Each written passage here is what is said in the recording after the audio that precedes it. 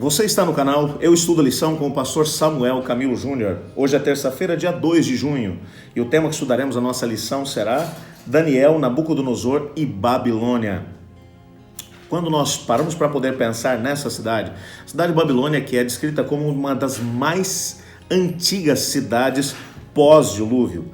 É bem verdade que Gênesis capítulo 10 vai mencionar que Nimrod, que era descendente de Cã, esse indivíduo acabou se estabelecendo naquela região onde hoje se encontra o Iraque e estabeleceu ali dois grandes impérios, o Império da Babilônia e o Império Assírio.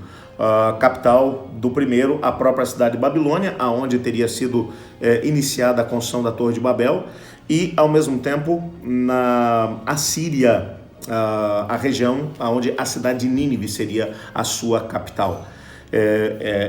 Essas são as cidades mais antigas mencionadas pelo texto bíblico, construídas logo depois do dilúvio. E o mais interessante é que antes que escavações fossem feitas nas regiões dessas duas cidades, a historicidade de indivíduos como Daniel, Ananias, Misael e Azarias eram fortemente questionadas. Como é que escravos judeus teriam a possibilidade de poder ter acesso às cortes da Babilônia e tivessem a possibilidade de poder alcançar cargos tão importantes como os que são mencionados no livro de Daniel? Esse indivíduo que é tido como um dos grandes nomes, um dos indivíduos mais fiéis a Deus, num tempo de grande crise, quando o seu país havia sido conquistado por essa grande potência, a potência da Babilônia, ele e os seus três amigos tomam um posicionamento, o posicionamento de que eles não iriam se contaminar, de que eles seriam fiéis a Deus. E essa postura vai abrir portas para que Deus os usasse nesses tempos de crise, para que eles pudessem resolver uma série de situações, e através deles, Deus operou de forma tão grandiosa na cidade de Babilônia, no reino da Babilônia, que o próprio rei Nabucodonosor acabou se convertendo. Daniel capítulo 4 mostra a conversão desse terrível rei de Babilônia. Um indivíduo que vai estar no céu graças ao Daniel. Imagina uma coisa como essa.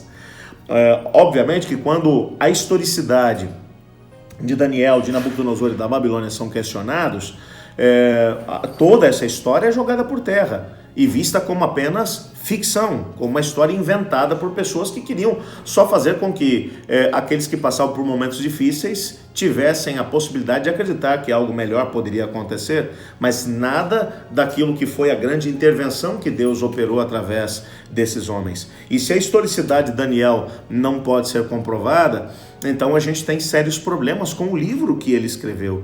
Um livro tão tremendo que traz profecias importantíssimas a respeito do tempo do fim. Porque no próprio livro ele vai mencionar que o anjo do Senhor disse para ele: Daniel, sela o livro, porque as coisas nelas escritas são importantes para as pessoas que viverão no tempo do fim.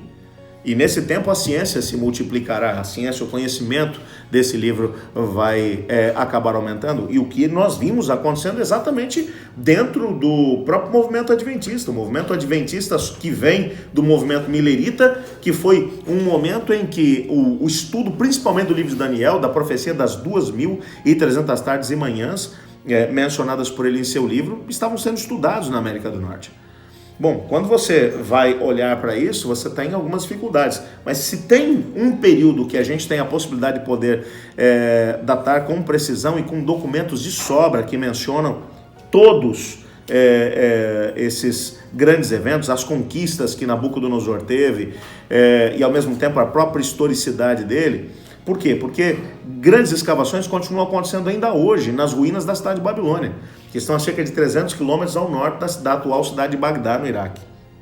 Essas ruínas são mas muito ricas em uma série de achados arqueológicos e com a possibilidade de poder comprovar muito daquilo que a Bíblia fala, não apenas do período do Daniel, mas em períodos anteriores, porque a Babilônia é uma das cidades mais antigas. Por exemplo, no centro dessa cidade foram encontradas as bases da torre de Etemenanque, que era uma torre em forma de zigurate, de pirâmides sobrepostas, e que com inscrições que mostravam que era uma torre em forma de templo e que no alto dessa mesma torre havia um grande templo dedicado a todas as divindades da Babilônia, que eram muitas. Haviam mais de 300 templos só dentro da cidade de Babilônia, com muros tão espessos que em alguns lugares ele tinha cerca de 7, 8 metros de espessura. Para poder atravessar esses muros, haviam 8 portões, o mais importante deles, o portão de Star, que foi descoberto pelos alemães e foi completamente desmontado, levado de volta, e está hoje no Museu de Berlim, todo montado lá, um portão muito bonito com vários leões alados que ornamentam esse mesmo portão. Um dos portões mais importantes dessa cidade.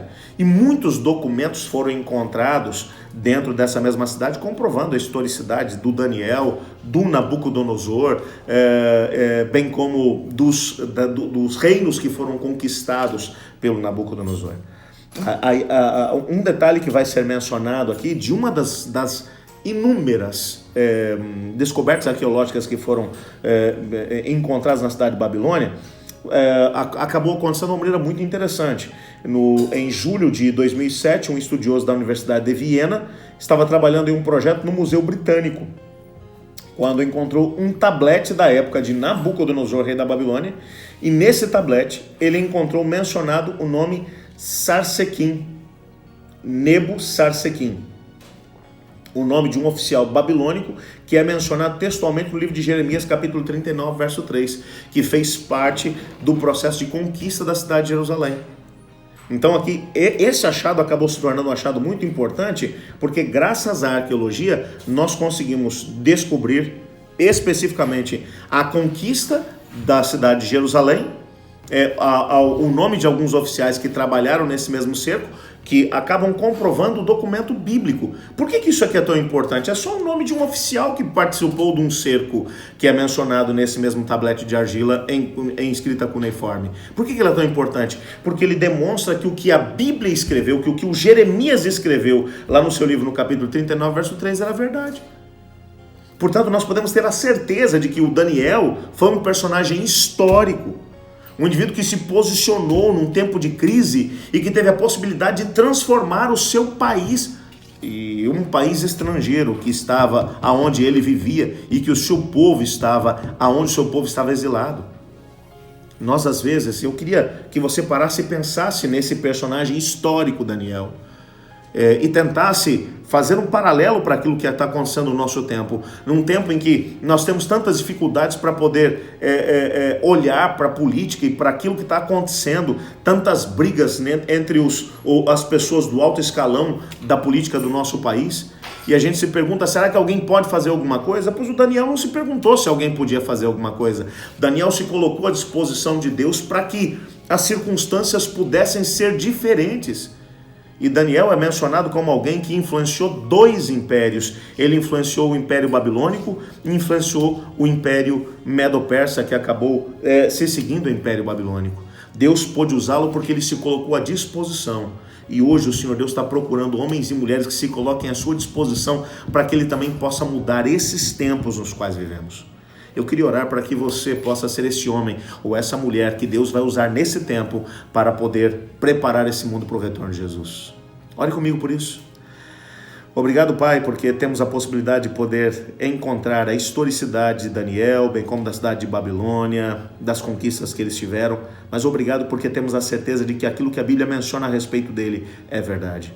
Se o Senhor pode usar Daniel, usa-nos a nós também hoje, pois é o que oramos em nome de Jesus. Amém. Eu estudo a lição, e você?